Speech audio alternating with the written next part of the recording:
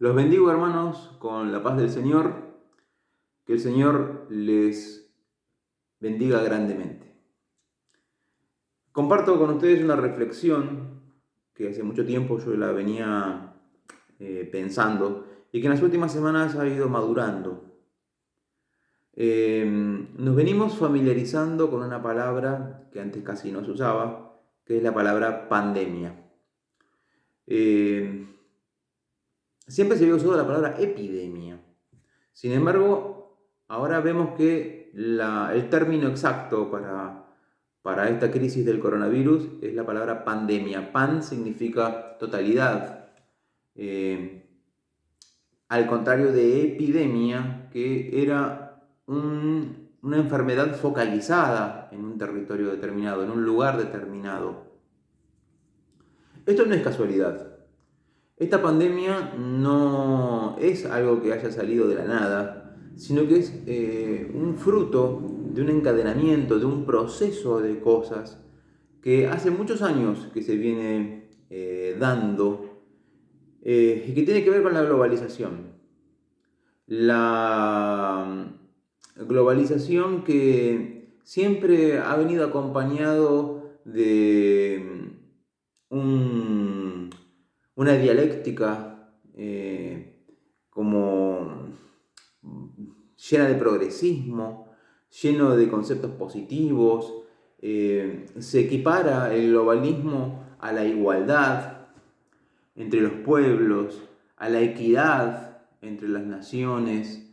Se considera que todos los seres humanos somos iguales, independientemente de nuestra raza, de nuestro sexo, de nuestra religión. Todos somos iguales. Eso es lo que se dice, ¿no? Obviamente que pareciera lindo este discurso, pero yo creo que es engañoso. No todos somos iguales, no todos somos iguales. Un hombre es un hombre y una mujer es una mujer. Si un hombre se quiere hacer pasar por mujer, va a ser eso, un hombre que se quiere hacer pasar por mujer, pero va a seguir siendo hombre. Y viceversa. Lo mismo ocurre con otros conceptos. Cuando se habla, por ejemplo, de la religión, bueno, independientemente de la religión que tenga, está bien eso, suena lindo, pero la realidad es que nuestras fe determinan nuestras conductas. Entonces, la realidad globalizante de hoy es totalizadora, porque a nosotros, en este caso yo que soy cristiano, mi familia que somos cristianos, nos permiten expresarnos y actuar como cristianos siempre y cuando no rompamos con el esquema mundial que a ellos les interesa. Esa igualdad no es tan igualdad, sino que más bien es igualitarismo, que no es lo mismo. No es un respeto por la persona que piensa distinto, sino más bien es la idea de que esa persona que piensa distinto es una persona linda, es una persona hermosa, es folclórica, siempre y cuando no rompa con mis esquemas. Cuando rompe con mis esquemas, violentamente yo impongo una realidad. Cuando el pueblo de Dios actualmente intenta levantarse contra reglas universales aparentemente aceptadas, como justamente yo lo que le venía diciendo, la igualdad de los sexos, la perspectiva de género, la realidad del aborto, cuando empezamos a nosotros levantar nuestra voz, somos tildados de retrógrados, ignorantes, perversos. Entonces, el discurso del globalismo está lleno de palabrerías que suenan bonitas, ¿no? Igualdad de sexo, igualdad de religiones, igualdad de fortuna, pero la realidad es que somos todos distintos y tenemos una realidad distinta. Una persona es un universo en sí misma y es una integridad, es un sistema que se integra con una realidad exterior. El globalismo, que generalmente se tiñe con una idea progresista, como que lo global va acompañado de un progreso de la humanidad, en realidad es una idea absolutamente controladora, ciertamente arbitraria y siempre, en el fondo, violenta.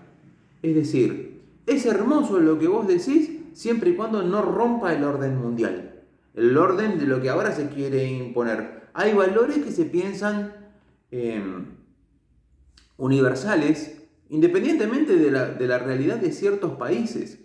Esto se ve claramente en los países como el que estoy, que es Argentina, que es un país medianamente periférico, no tan periférico como a veces pensamos los argentinos, que tenemos cierto complejo respecto a esto, no somos tan periféricos, pero vemos que hay países globalizadores y países globalizados. Hay una cultura globalizadora que generalmente viene del norte, especialmente de Europa y de Estados Unidos, pero especialmente de Europa, no tanto de Estados Unidos como nosotros pensamos. Algún día tal vez hablemos de eso, pero viene especialmente de Europa, en el cual la idea de una perspectiva de género, de esta idea progre, de que lo global va unido a un criterio axiológico positivo, termina yendo en contra de las personas que pensamos distintos. Los cristianos terminamos siendo una especie de minoría, oprimida muchas veces, una especie de contracultura en el cual tenemos ideas globalizadas en favor de la homosexualidad, en favor del matrimonio llamado falsamente igualitario, es un matrimonio homosexual, en favor del aborto, en favor de un montón de ideas, incluso económicas. El liberalismo también es un concepto globalizante. Yo no tengo dudas de esto. El liberalismo es una forma también de poder globalizar y poder borrar la frontera nacional. Esto es lo que estamos viendo en estos días. Y esta pandemia no es nada más y nada menos que la materialización de un concepto mundial en el cual todos formamos parte de un mundo que en cierta forma también se ha ido acompañando con el accionar humano. Hoy por hoy la afluencia de personas de un país a otro, justamente a causa de todo esto, tiene que ver con la idea global de que todos somos uno. Entonces, por eso que tenemos grandes masas de personas yendo de unos países a otros como si todo fuese lo mismo, cuando en realidad no lo somos. Se han instalado normativas internacionales para reprimir al coronavirus de manera igual en países asiáticos como en el sur de América del Sur, como donde estamos nosotros, en América del Norte, en Europa, en Oceanía, en todos lados, como si fuéramos todos iguales. Que hay afluencia de gente que por eso que ha contagiado a ciertos países con tanta velocidad, y que esa afluencia de gente tiene que ver con la idea global de que somos todos iguales, y por eso que la gente viaja tanto también, es por eso. Pero que en todos lados se corte con la misma tijera, eso tiene que ver con una idea global. La idea del globalismo, que es una idea violenta y arbitraria, en la cual muchos grupos, supuestamente que se creen superiores, quieren colonizar ideológicamente a grupos supuestamente inferiores, ¿es una idea bíblica? ¿Eso es lo que Dios quiere? ¿Eso es lo que ha Dios querido en estos momentos, en estos tiempos o en tiempos anteriores? Pareciera que no. Dios siempre ha mantenido a las naciones con una identidad. No por nada Dios, y fíjense en la Biblia, a cada nación le asigna un ángel protector. Ustedes fíjense cuando Egipto tenía oprimido al pueblo hebreo y los libera de Egipto. A los judíos, a los hebreos, no les dicen que se fusionen con los con los egipcios y que hagan una mancomunidad, una unidad, que se globalicen. No, los mantiene apartados. Y a los egipcios lo mismo. Hasta el día de hoy son una nación. Y con una identidad propia. Y los separó a los judíos de los egipcios. Un discurso globalizante de hoy diría, no, somos todos iguales, juntémonos todos. Pero la realidad es que en esa junta se forma una mezcolanza terrible, porque la realidad es que no todos somos iguales, porque no todos tenemos los valores iguales. Somos todos iguales en la medida que todos pensemos iguales, que es lo que pretende el globalismo. Pero en un pueblo como el cristiano hay valores que no podemos transar, hay valores que no podemos transigir. Entonces nunca vamos a ser iguales a otros. Porque si transigimos en esos valores, vamos a terminar siendo igual que los otros. Que es justamente lo que Dios nunca quiso, siempre nos quiso a nosotros como un pueblo escogido, como un brote de esa rama principal que era Israel. Cuando Israel se va de Egipto, siguió siendo Israel hasta el día de hoy. Y Egipto siguió siendo Egipto. Cuando Jonás, los profetas Jonás y Nahum son enviados a Siria para profetizar acerca de las conductas de los asirios, nunca dijeron vayan y subyuguen a los asirios y háganlos iguales a ustedes, o los asirios que le fueron dichos no, háganse iguales a los judíos. No, sino que hubo una cierta cantidad de principios que Dios pedía, pero nunca quiso anular la identidad de esos países. No por nada, y esto me parece un concepto valioso, los judíos actuales a los cristianos nos dicen que somos una nación. Es correcto, desde el punto de vista sociológico y desde el punto de vista teológico, es correcto. Somos una nación porque tenemos una unidad de valores, de historia, de criterios, de normas que nos unen.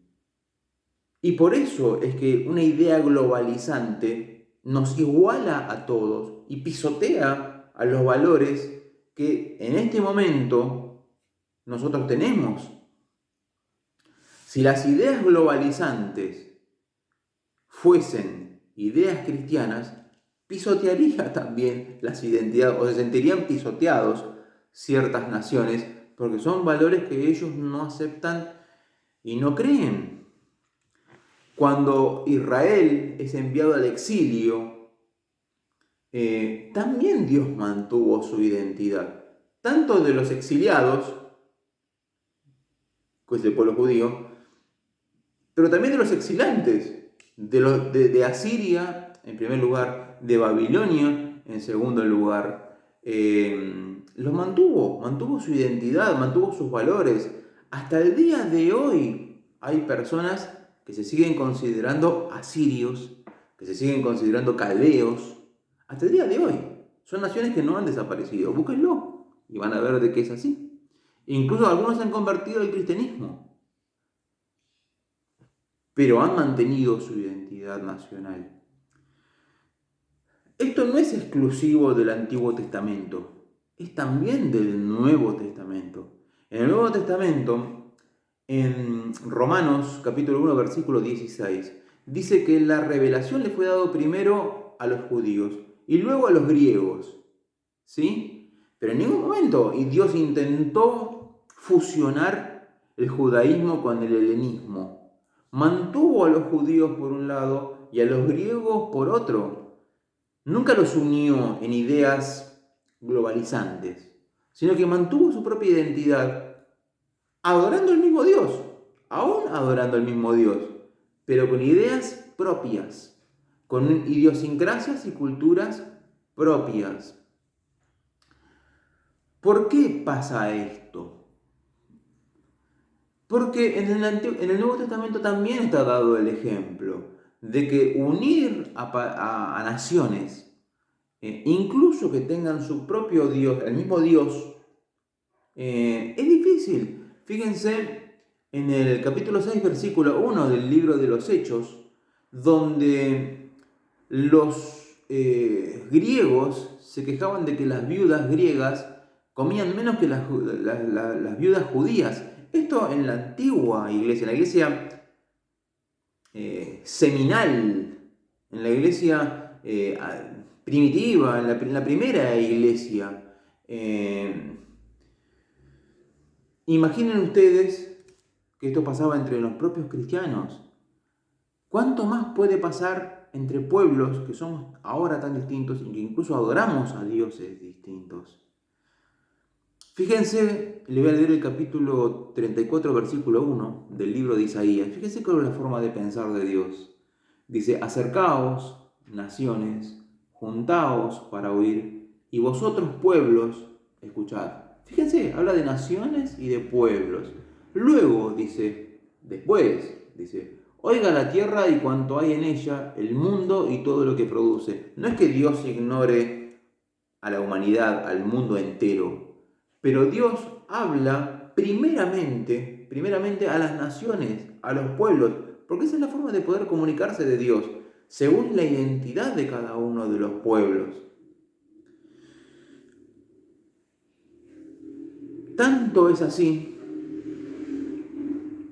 que en el Evangelio de Mateo se habla de que cada nación va a tener un juicio. Capítulo 25, versículo 31. Las naciones van a tener un juicio. Cada nación va también a ser enjuiciada. No hay forma de poder borrar las fronteras nacionales. Seguimos siendo países, naciones. La diferencia entre país y nación a veces se confunde. La nación es un conjunto de personas que tienen una unidad cultural, lingüística, histórica, religiosa, que a veces conviven en un país. ¿Sí? El país tiene que ver con una cuestión jurídica más bien, y que tiene que ver con la soberanía. ¿Sí? Un país soberano puede tener varias naciones. La realidad es que a nosotros nos interesa definirnos como nación, con valores que somos únicos. Los cristianos somos una nación, independientemente del país donde vivamos. Somos una nación. Yo lo que estoy viendo en los últimos tiempos es que existen ideas globalizadoras que en cierta forma aceleran los tiempos y que nos hacen vernos cara a cara con acontecimientos que están por venir y que no son del todo halagüeños. Ustedes fíjense en esto. Las Naciones Unidas les da en préstamos a las naciones, especialmente a las naciones subdesarrolladas, siempre y cuando adopten legislaciones que tengan que ver con la promoción del control de natalidad, que muchas veces está vinculado al aborto, y lo dicen específicamente, a la perspectiva de género, a ciertos controles de natalidad que tienen que ver con métodos anticonceptivos reprobados por Dios. Si nos aceptan esa política, esos fondos no son desembolsados. Ahora, qué canallada, ¿no? Si el país está en necesidad, yo te doy y te presto el dinero, pero vos tenés que hacer lo que yo te digo. Desde otro lado, no me importa tu cultura, tu historia, tu religión, tu Dios, no me importa nada. Yo te presto ese dinero, ¿no? Para que vos hagas lo que yo te digo que hagas. Pero si vos haces lo que yo te digo que hagas, y lo haces incluso en contra de tu cultura, de tu nación, de tu Dios, lo haces en contra, así todos seguís endeudados. O sea, si no aceptás el préstamo, seguís con tu suerte. Y si aceptás el préstamo, cambiás tu suerte para mal, pero la cambiás, pero encima endeudado. Esa es la enseñanza. La Organización Mundial de la Salud en estos últimos años ha dictado normativas para todos, iguales, para todos los países iguales, métodos anticonceptivos iguales, medicaciones iguales, vacunas iguales, para todos iguales, como si el mundo fuésemos todos iguales. Con el coronavirus ha pasado lo mismo, normas iguales para todos, desde las islas más perdidas en el océano, en Oceanía, que están a miles de kilómetros de tierra firme, hasta los países centrales de Europa, de Asia. Da lo mismo que sea un pueblo perdido en el sur de la provincia de Buenos Aires o en el sur de la Patagonia, que sea una ciudad del Gran Buenos Aires. Para todos iguales. Recién en los últimos días se ha querido separar un poco esto, bueno, en ciertas partes sí, en otras partes no, pero para todos iguales, en principio para todos iguales. Esto es una idea globalizante, costó mucho tiempo, mucha crisis para que se den cuenta que cada realidad local tenía realidades distintas. Este concepto que Dios trae del Antiguo Testamento y que se trasvasa en el Nuevo Testamento, de que cada nación forma una unidad distinta a otra, costó entenderlo a nivel global. Fíjense en Estados Unidos. Estados Unidos tiene una jurisdicción extraterritorial. Dicta leyes que no son obligatorias en Estados Unidos, pero que son obligatorias en el resto de los países. Fijan sanciones contra otros países, sanciones económicas, sanciones políticas. También a nivel globalizante. Esas leyes no se cumplen en Estados Unidos, pero en otros países sí se cumplen. Es una cosa increíble. Pero ahí está el ejemplo. La realidad es que muchas veces esto se vuelve en contra. Cualquiera que haya ido a Europa puede ir a países como Francia, como Bélgica, como Holanda, en el cual, en razón de la inmigración, cuesta encontrar franceses, belgas y holandeses. Son muchos más los inmigrantes, especialmente en las zonas urbanas, eso se nota, que la población local. ¿Cuál es la consecuencia de eso? ¿O por qué ha ocurrido eso? Eso ocurre justamente por esta idea globalizante. No, que vengan los extranjeros, pues son iguales que nosotros, tienen el mismo derecho que nosotros. Somos todos iguales, somos todos receptivos de eso. Y nosotros acá compartimos nuestro país con ellos. ¿Cuál es la consecuencia que eso ha traído? La consecuencia que ha traído es que esos países que anteriormente eran ejemplos de cristianismo y que ahora justamente en base a esas ideas progresistas, entre comillas progresistas, han anulado al cristianismo, han renunciado voluntariamente al cristianismo, traigan inmigrantes que la mayoría de esos inmigrantes no son cristianos y son musulmanes. Hoy por hoy, en pleno centro de Bruselas, de Ámsterdam, de Rotterdam, de París, de Estrasburgo, se ven enormes mezquitas. Los musulmanes compran iglesias, antiguas iglesias, algunas milenarias. Las compran y las convierten en mezquitas o en madrazas. El futuro de esos países, el futuro de Francia, el futuro de Bélgica y de Holanda es ser países musulmanes. Hoy, en Francia, en Bélgica e incluso en España, que se mantiene un poco al margen de todo esto por no ser un país próspero, en una época atrajo mucha inmigración, pero después, a causa de sucesivas crisis, fue expulsando esa inmigración. Hay lugares donde no se puede tener perros, por ejemplo. Hay barrios donde es por ley, por normativas internas de esos municipios, han decretado que no se pueden tener perros porque los perros son considerados inmundos por los musulmanes. Hay lugares donde no se pueden tener el pelo descubierto porque ellos consideran de que eso no es puro para las mujeres. Nos han invadido con ideas globalizantes, pero la realidad es que lo que están generando es una enorme confrontación entre civilizaciones. Y en esta guerra de civilizaciones, la realidad es que no tenemos que estar con la guardia baja, porque si hay algo que han demostrado las ideas globalizadoras es que son absolutamente intolerantes. No toleran que nosotros le digamos a la clase política que estamos en contra de ciertos valores sociales. Hay cosas que no las aceptan. Como les decía al principio, nos endilgan automáticamente la calidad de retrógrados, de medievales, como si la palabra medieval fuese una mala palabra. Y nos dicen que nosotros somos los intolerantes. Y en realidad no nos dejan expresarnos a nosotros y nos obligan a nosotros a hacer lo que va en contra nuestra. Yo soy abogado. Yo tranquilamente podría ser juez de paz, por ejemplo. Y si tuviese que casar a un matrimonio homosexual, por ley yo estoy obligado a casarlos, pese a que va en contra de mis valores y que lo que yo creo que lo que estoy diciendo está mal. Y si yo llegase, eso es lo que dice la ley, a negarme, se me inicia una causa penal por prevaricato y se me expulsa de la administración pública. ¿Quiénes son los intolerantes?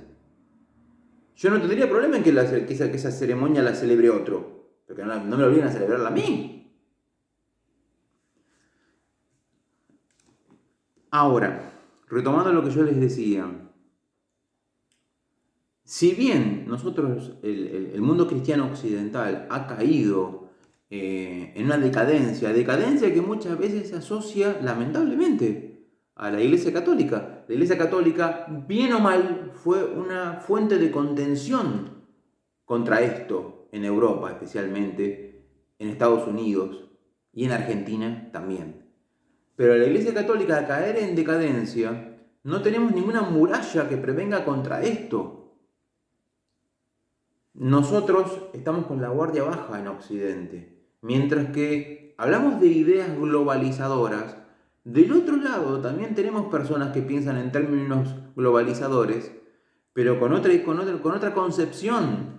Nosotros, mientras en Occidente estamos hablando básicamente de ateísmo, porque en Occidente hay una preeminencia cada vez más notoria de ateísmo o de panteísmo, que en definitiva es una forma de negar a Dios.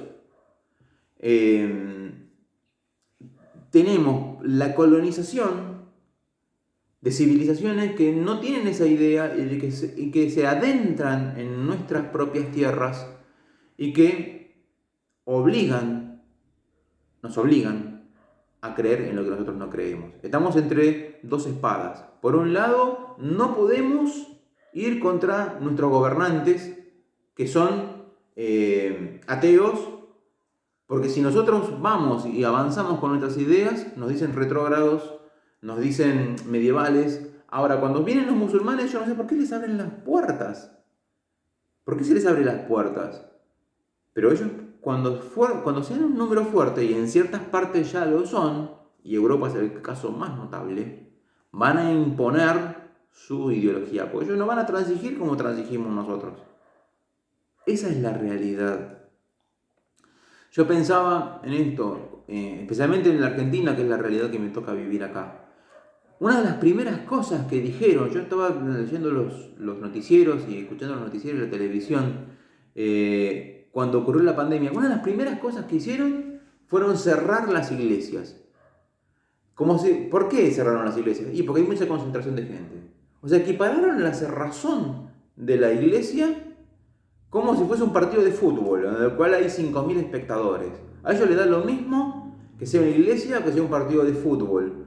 No ven la cuestión de fe, sino que ven la concentración de gente. Esto pasa, ¿por qué cierran la iglesia? Cierran la iglesia porque no la ven como el cuerpo místico de Cristo. No lo ven como que nosotros podemos interceder ante Dios para poder apaciguar incluso esta peste. Sino que la ven simplemente como que somos una concentración de un montón de personas que estamos ahí que podemos contagiar y contagiarnos. Eso es lo que nos ven. No tengo dudas que les sale el tiro por la culata cuando quieren cerrar las iglesias. La iglesia no se cierra. La iglesia no se cierra. Es más, creo que hasta la han fortalecido, hasta nos han beneficiado al generar en cada una de nuestras casas una iglesia local, porque en definitiva eso es lo que nos hemos convertido. En cada una de nuestras viviendas ahora tenemos una iglesia local. Pero no tengo dudas tampoco que la idea de los gobernantes es cerrar a la iglesia porque es simplemente un grupo de gente que se junta ahí a hacer sus cosas y a creer en sus misticismos, en sus supersticiones, y nunca ven a la iglesia como embajadora de Dios. No la ven. ¿Por qué yo creo de que las ideas globalizantes no son buenas? Porque en un momento yo lo dije, aceleran los tiempos. El anticristo va a ser un gobierno mundial, va a ser un gobierno internacional, va a haber una sola norma que se imponga a nivel mundial. Esto es lo que nosotros estamos viendo.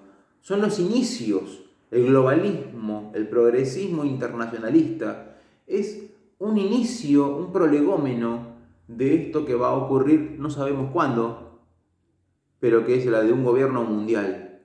La de un gobierno que va a dictar normas que van a ser iguales para todos.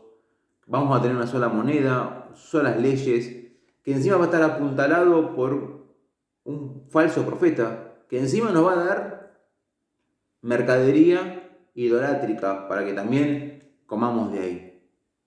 Todo esto anticipa todo esto. Yo creo de que esto de la pandemia es un ensayo de lo que va a venir. Esto fue una prueba de cómo va a ser nuestro futuro.